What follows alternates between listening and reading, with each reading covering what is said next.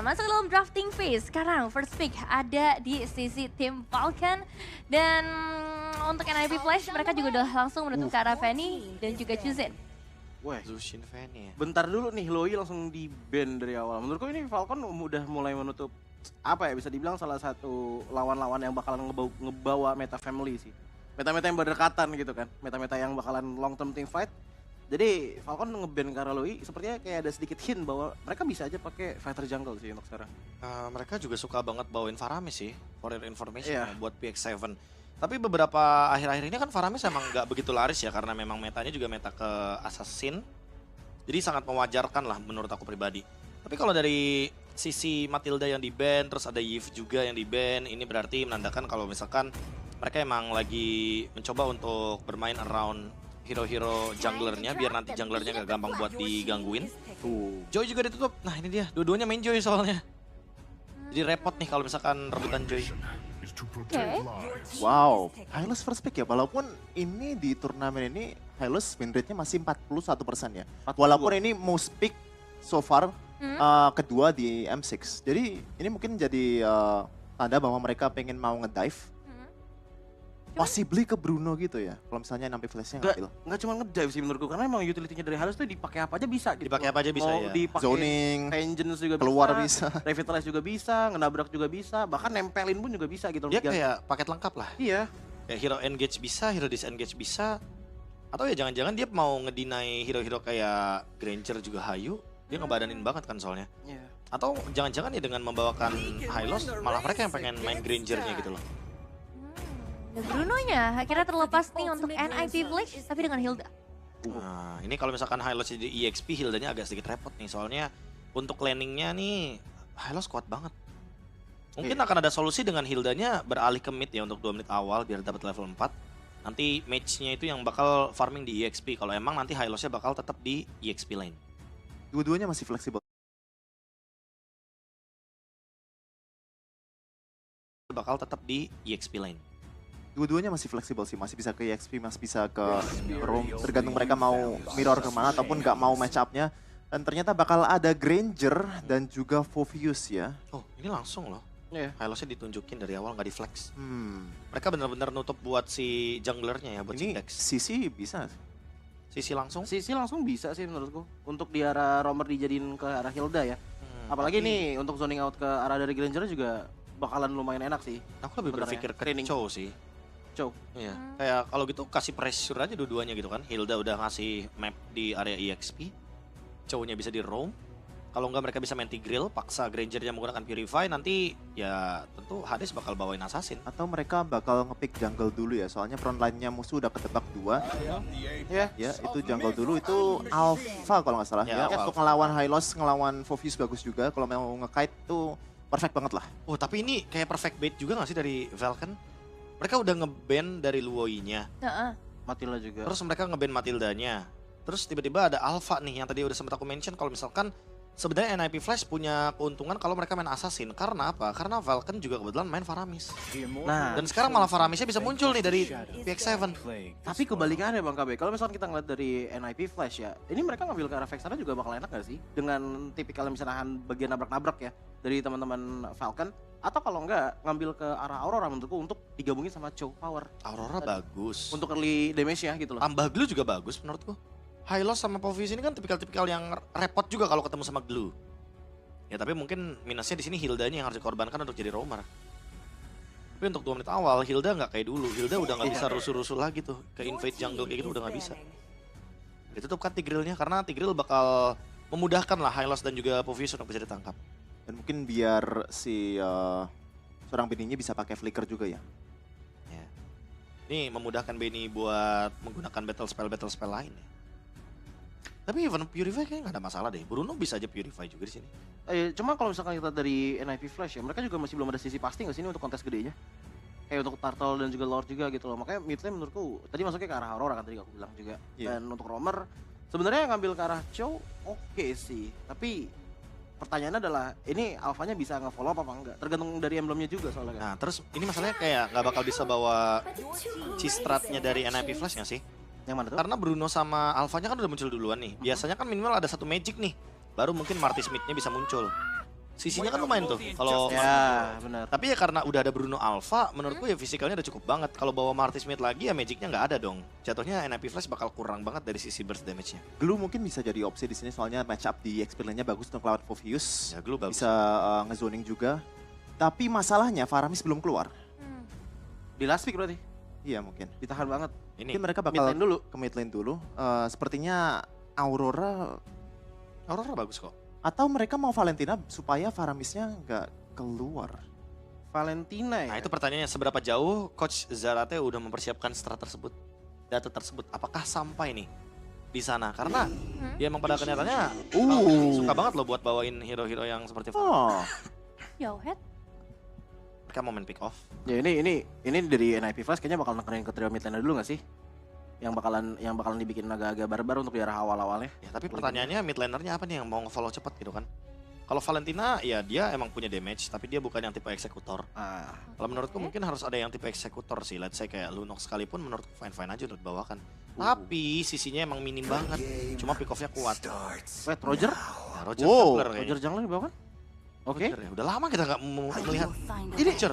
Wah, tapi Vexanya diambil duluan. Aku mikirnya NIP Flash yang bakal bagus untuk pakai Vexana loh. Ini tipikal tabrak semua soalnya dari teman-teman Falcon. Dan itu yang bakalan benar-benar pegang banget sama Deadly Grass.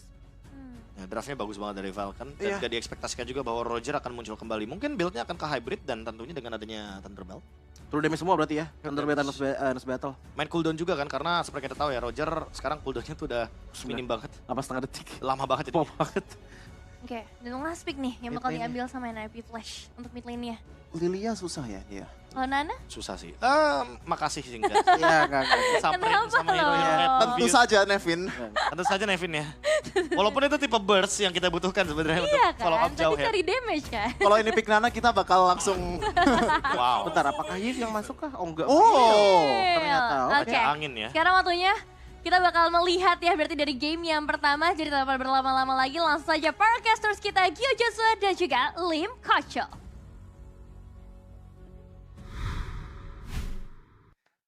Terima kasih banyak untuk para panelis dan perkenalkan saya Gio Joshua Dan Lim Koco. yang akan menemani kalian dan memandu jalannya game yang pertama antara kedua tim yang dalam tren positif. Ya di knockout hari pertama kawan-kawan ya. Seru banget nih pastinya. Tiba-tiba kita udah disuguhkan adanya fail. Iya yang loh. jadi last pick loh. Bahkan kayak ngelihat untuk hero-nya mungkin ini persiapannya juga nggak main-main yuk. Mereka udah persiapin dengan lumayan lama dan harusnya sudah proper.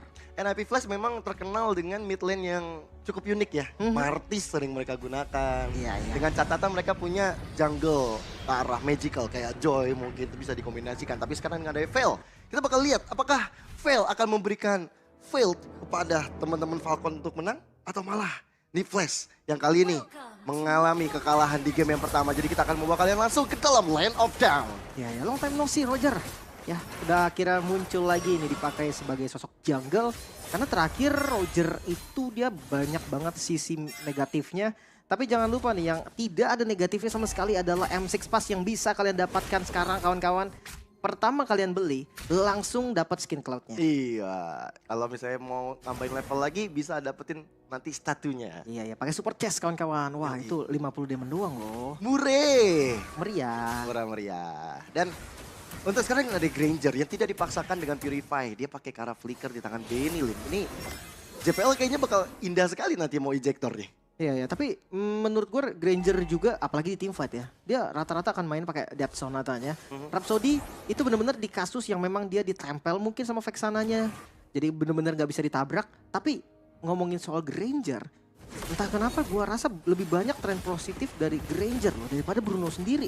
Iya ya. Dan ngomongin Emblem Festival of Blood menjadi talent yang paling sering digunakan oleh Granger juga untuk talent kedua dari semua region bahkan untuk Bruno Master Assassin.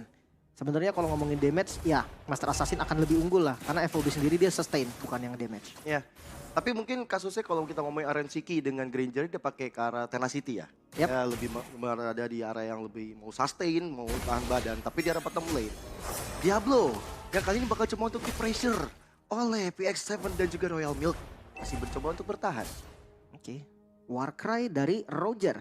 Menarik karena memang dari Warcry sendiri bisa nambahin damage-nya dengan satu open fire dan basic attack. Itu udah langsung nyala kan. Ketika dia lompat pun, Lycan Pounce itu bisa langsung udah aktif dari kondisi Warcry. Tapi Turtle, ini beda level dan mau di-setup. Waduh, kena ejector pula. Ada Windstorm yang coba untuk dilakukan oleh Courtesy. Windblow, dan sekarang lihat bagaimana sosok dari Royal Milk mendapatkan sosok Hades. First blood didapatkan, pertukaran mulai terjadi. Dan bahkan Royal Milk-nya terlalu perkasa di garis terdepan. Tapi Diablo hadir, memberikan jaminan point kill. Mengejar karena PS7, tapi triple kill. Mewarnai pertarungan bagi Falcon Esports. Wow, team fight yang didominasi oleh kedua XP laner. Yang dimana Diablo akhirnya menjadi korban. Tapi dari Royal Milk, total kill dari Falcon 3. Tiga-tiganya untuk Royal Milk. Dan 2 untuk NIP Flash, dua-duanya untuk Diablo. XP lane yang sangat-sangat mengerikan di awal. Tapi cukup salut gue ngeliat Falcon yang buru-buru banget tadi setupnya. Walaupun levelnya kalah. Dan mungkin GPL ya, tadi ejectornya juga mungkin ke orang yang salah. Ya. Niatnya untuk ngepoke mungkin ya, untuk agresif juga. Tapi karena salah target, dia coba dibalikin dan langsung setup ulang lagi kali ini levelnya sama. Yoi, ejector kembali dibuka, targeting terus menerus ke arah Kids. Tapi sekarang dengan adanya Glorious Pathway mencoba untuk mengusir mundur Courtesy dan kawan-kawan. Tapi dengan adanya satu Royal Milk yang selalu menjadi garda terdepan, menjaga supaya tetap bisa didapatkan. Tapi dengan Eternal Guard di arah belakang, Hades dalam masalah yang cukup besar. Maka Spear of Alpha tidak bisa menyelamatkan dirinya di tangan Royal Milk. Courtesy menjadi korban kedua dengan Lycan Pounce yang dilakukan oleh Dax. Maka sekarang Diablo yang mungkin saja bakal dieksekusi dengan adanya dua player yang mengejar. Tapi kalau memang mau di-build pun gak ada masalah. Balik lagi Roger. Dia akan cari stucknya di awal, nanti late game dia akan punya defense yang lumayan oke. Dan ngomongin soal Alpha, 2 kali tumbang. Wah ini under menit 5 juga nih by the way. Levelnya akan sangat-sangat berpengaruh, karena balik lagi dari jungle sendiri sebisa mungkin 5 menit awal tuh jangan tumbang. Apalagi ekspektasi kita dengan Alpha kan invade jungle. Dan mungkin ini karena impact Vexana yang diambil sama Falcon di last minute ya. Ini juga tadi membuat dari para panelis kita juga shock. Wah diambil hero yang mungkin lebih cocok untuk NIP Flash. Dan Vexana dari tadi bikin kegaduhan loh tadi di arah Turtle tuh dengan Eternal Guard-nya berkali-kali connect ke arah belakang. Dan susah untuk digapai. Mungkin untuk ejector ini misalnya keluar, kayaknya udah gak bisa ke tangan Hylos lagi sih lemparnya. Iya. Pilihannya sebenarnya gak banyak yuk. Ngomongin front to back pasti Hylos lah. Pasti Hylos, gak ada lagi soalnya kan. Yang di depan tadi kayak Hylos aja yang bisa dimakan. Obvious menurut gue dia susah banget kalau memang mau ditarget. Dia tinggal lompat lagi Infernal Pursuit udah beres masalah. Dan pertanyaannya nih, ganking ke arah gold lane itu sebenarnya jadi opsi loh. Jadi opsi untuk NIP Flash yang belum berjalan sama sekali sampai sekarang. Iya ya, kita ngeliat bagaimana Granger dan Bruno-nya sama-sama nyantai di arah atas. Ya. Bahkan belum ada yang menangin lane satu sama lain. Memang ini mungkin di early game yang kita lihat, ini partainya EXP lane kayaknya. Iya. Karena mungkin gue kemarin sempat bertanya juga, karena posisinya di M6, kebetulan di M6 ini banget nih. Dari wildcard bahkan sampai sekarang, untuk ganking ke XP lane apalagi di under menit 2 itu hampir nggak ada. Cuma 3 tim yang bener-bener beberapa kali lah, nggak sering juga tapi ngelakuin itu. BTK, Liquid, dan juga Fnatic Onyx. Yeah. Itu 3 tim yang mungkin bisa dibilang lumayan aktif untuk bermain, paling nggak mampir lah ke arah gold lane-nya. Tapi so far sampai sekarang untuk impact dari ganking ke arah gold lane menurut gue lumayan positif. Yeah. Tapi ya jarang banget dijalanin. Kayak tadi kita lihat tim fightnya di Turtle walaupun kalah level, mereka kalah jumlah, kalah dari segala posisi, tapi tetap dipaksa, tetap dicoba. Ini mereka nggak menjalankan term and condition kayaknya ya. Iya. Karena kalau misalnya mau diadu di Turtle dan mereka kalah, ya ini kan jadi kerugian. Mungkin 2 Turtle, ya ini 2 kali kesempatan mau dapetin Turtle dan NIP Flash gagal, mungkin mereka udah bisa berkaca ke arah atas sih. Bisa kombinasiin GPL dan juga Phoenix menjadi kombinasi yang tepat nantinya, ejector dan volleyball. Jangan sampai terlena ya dengan gameplay yang memang dibawakan oleh Falcon. 2700 di awal ini bukan angka yang kecil loh. Ini masih di under menit 5 bahkan. Dengan hampir 3000 gold dipegang oleh Falcon, ya otomatis memang mereka dengan Granger-nya juga akan lebih aktif, lebih galak. Iya, itu Granger udah diajak untuk join the fight. Dia udah mencoba untuk mencari-cari posisi yang lebih baik untuk bisa melakukan death sonatanya. Atau bahkan sekarang targeting ke arah belakang. Bahkan Hades, langsung ada Spear of Alpha yang dikeluarkan Lim. Ya mau gak mau ya, secara semi defensif bisa dibilang.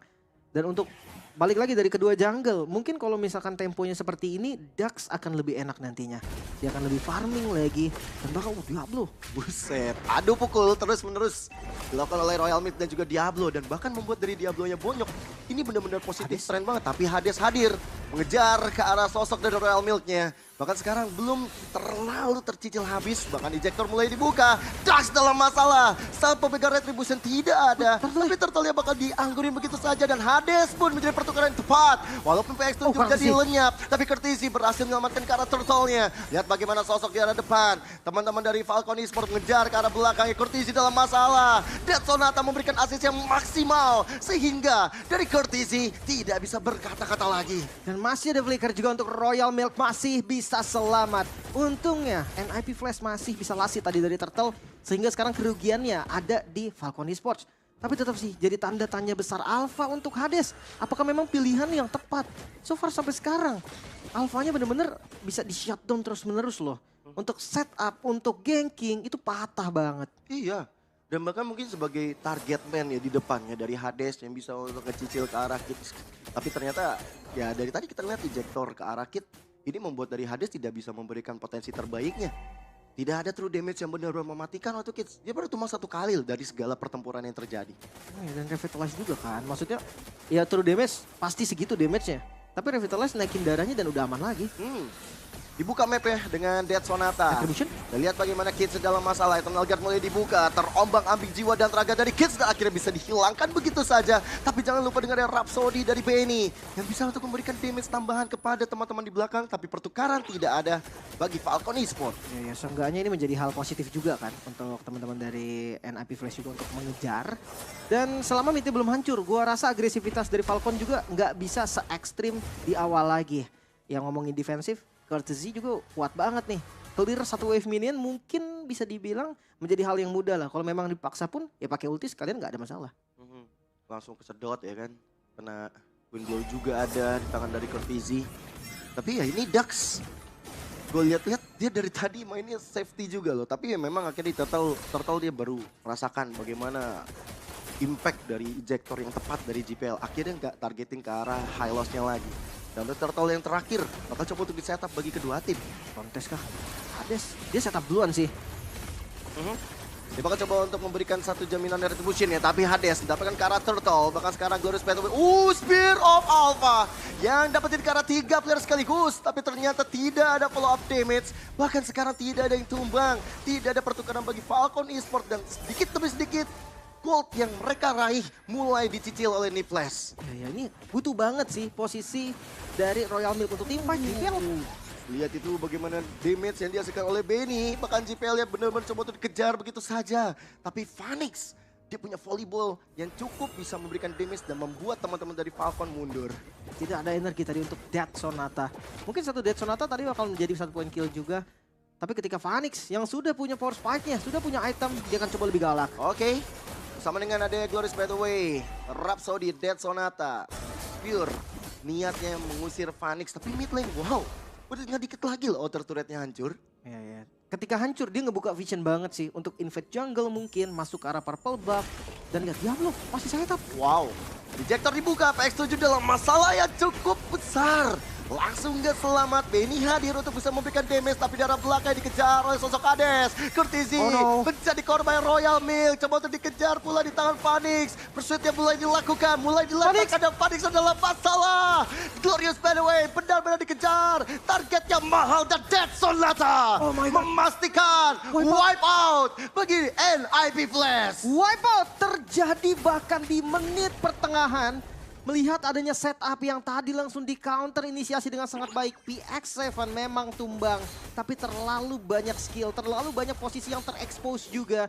Membuat punishment dari Falcon Esports menjadi sangat-sangat maksimal. 1 dibayar 5. Harga yang terlalu mahal dan 5.000 gold juga masuk ke kantong Falcon Esports plus inner turret. Wow, ini bahkan membuat dari outer turret, inner turret lenyap semuanya. Dan lihat bagaimana teman-teman dari NIP Flash, mereka harus cepat-cepat reset di dalam in-game-nya. Dia harus bisa lepas dari tekanan. Kabar baiknya mungkin ya Phoenix baru tumbang 1 kali. Tapi dengan kondisi seperti ini, kalau frontlinernya udah nggak kuat, apalagi kita baru lihat ada Silent Rock dan juga Dreadnought, Ini GPL udah nggak bisa terlalu gegabah di depan sih. Yang gak kuat juga memang sejatinya juga kan dari Jauhead ada Factor dan stun. Hades dalam masalah. Spear of Alpha dibuka untuk mundur. Tapi lihat bagaimana Kids selalu menempel. Dan lihat GPL terkena impact yang besar dengan ada Lincoln Post. Dan bahkan sekarang 2 player. Diablo dan juga GPL lah yang menjadi korbannya. Coba melakukan zoning out tadi Diablo. Nice try sebenarnya.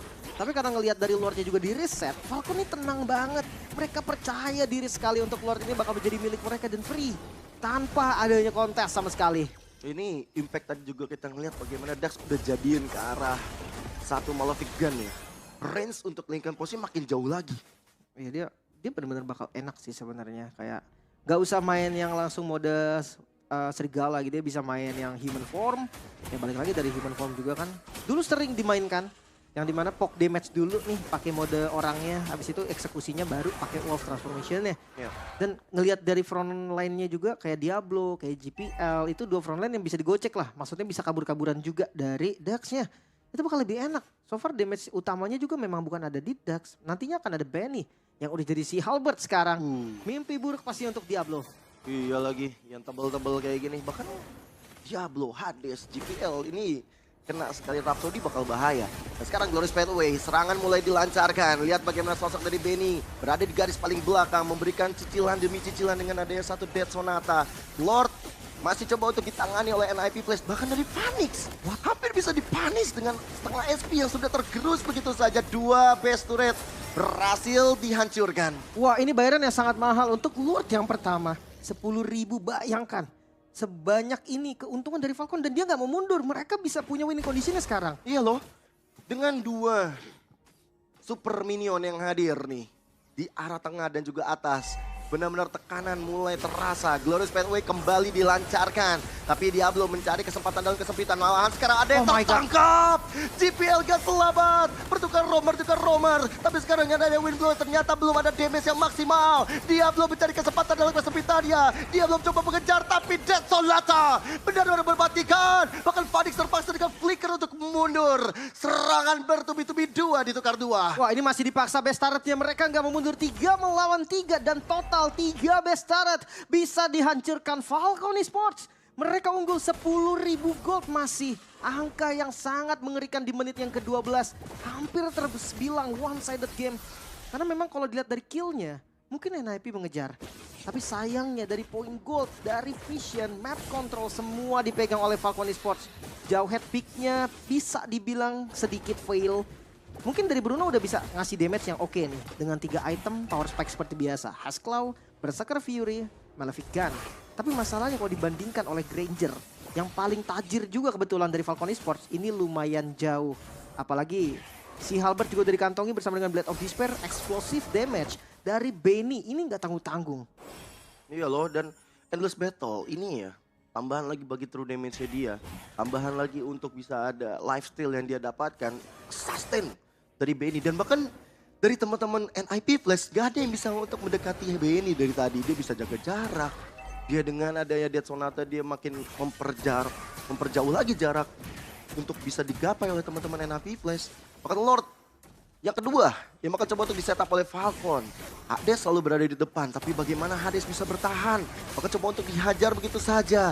Bahkan Kids, dia mencoba untuk menahan dari Glorious Pathway yang masih belum dibuka. Tapi damage dari Phoenix udah boleh diperhitungkan. Lumayan sakit ya, dengan range yang lumayan aman juga. Mungkin satu solusi adalah makan PX7-nya dulu. Karena selama ada PX7 bakal susah. Ya, dan sekarang injektor mulai dihancurkan karena Oh my God. Darkseid tershutdown. Dan akhirnya Hades pilih pertukaran kembali, tapi Phoenix Sprint di arah belakang. Lihat bagaimana volleyball memberikan asis semaksimal bagi Courtesy. Double kill udah diamankan. Apakah ada epic comeback bisa dilakukan NIP Flash karena Lord bisa mereka dapatkan untuk sekarang. Walaupun tanpa Hades, tapi pergerakan yang bisa kita lihat dari Falcon juga. Mereka nggak buru-buru, bahkan Benny berani sekali mereka coba untuk end game kah?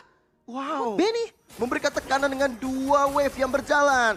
Rhapsody, Courtesy, ada flicker untuk mundur. Dan bahkan sekarang Lordnya di cancel begitu saja. Benny memberikan tekanan lebih tapi PX7. Oh my God. Hilang sudah di tangan Diablo. Dan akhirnya membuat dari NIP Flash masih sedikit ada asa menjaga teritori terakhir mereka. Tapi setidaknya apa yang dilakukan Benny membuat NIP Flash ragu, membuat NIP Flash nggak bisa untuk setup ke arah Lordnya. Membeli waktu sampai Dax-nya kembali spawn. Bahkan dengan frontliner sekarang yang sudah ready juga. 2 frontline ya kehilangan pack 7 bukan menjadi masalah juga. Kali ini teamfight akan tetap diunggulin NIP Flash harusnya. Karena mereka masih berlima dan Falcon nggak boleh ngasih Lord ini cara free. Ya, tapi JPL udah roaming. Ejector kembali dibuka menuju ke arah Kids, tapi JPL menjadi korban. Spear of Alpha. Balasan tetap terjadi, tapi Hades-nya benar-benar bisa di-took down. Tapi Benny menjadi jawaban bagi teman-teman NIP Flash. Apakah sekarang Diablo mulai mengamuk? Diablo mendapatkan double kill-nya dan Lord sekarang di-take over oleh teman-teman dari NIP Flash. Mereka tanpa Hades, mereka tetap masih galak. Dax mencoba untuk memberikan jawaban. Dia menjadi satu sosok yang mencoba untuk mengganggu konsentrasi di area mid lane barusan. Dan kembali ragu NIP Flash. Mereka sadar nih, tidak ada Hades artinya nggak ada Retribution juga. Dan di take over, what? Dipegang PX7 dan Lord. Untuk Falcon. Wow, What? wow. Tak kenapa. Decision dari NIP Flash mereka nggak lanjutin. Mereka tahu mungkin karena masih ada Dax yang hidup. Masih ada sampai megang Retribution dari Falcon. That's why mereka mundur. Tapi ternyata ketika mereka mundur, mereka nggak memastikan kalau itu ke-reset total dari Lordnya. Nih yang langsung dipegang oleh PX7. Wah ini kerugian yang sangat-sangat dahsyat. Padahal satu momen tadi sudah tercipta juga NIP Flash. Mereka mulai pegang kendali dengan Phoenix yang udah jadi item. Dengan GPL juga targeting yang oke banget. Tapi karena Lord dipegang oleh Falcon Esports sekarang. Semua usaha dari NIP sekarang harus dicoba dari awal lagi. Mereka harus memulai lagi nih untuk setupnya, mungkin untuk defensifnya juga. Dan kita akan melihat nih, failnya akan lebih enak harusnya nanti. Harusnya ya. Apalagi dengan ada hero-hero kumpul di tangan Falcon Esports.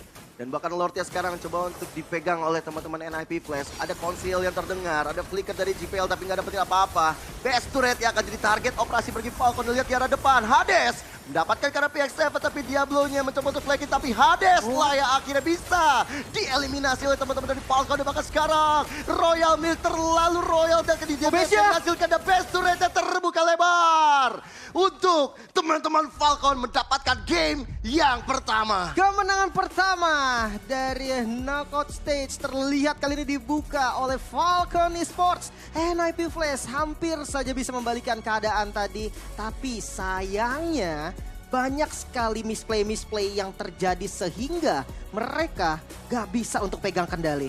Tipikal memang dari teman-teman Falcon ya. Hobi dengan team fight ya. Hylos selalu menjadi pegangan mereka dari Swisstron dan sampai sekarang terbukti. Team fight mereka luar biasa. Tapi kita akan membahas game ini melalui panelis kita. Jadi panelis, please take it away.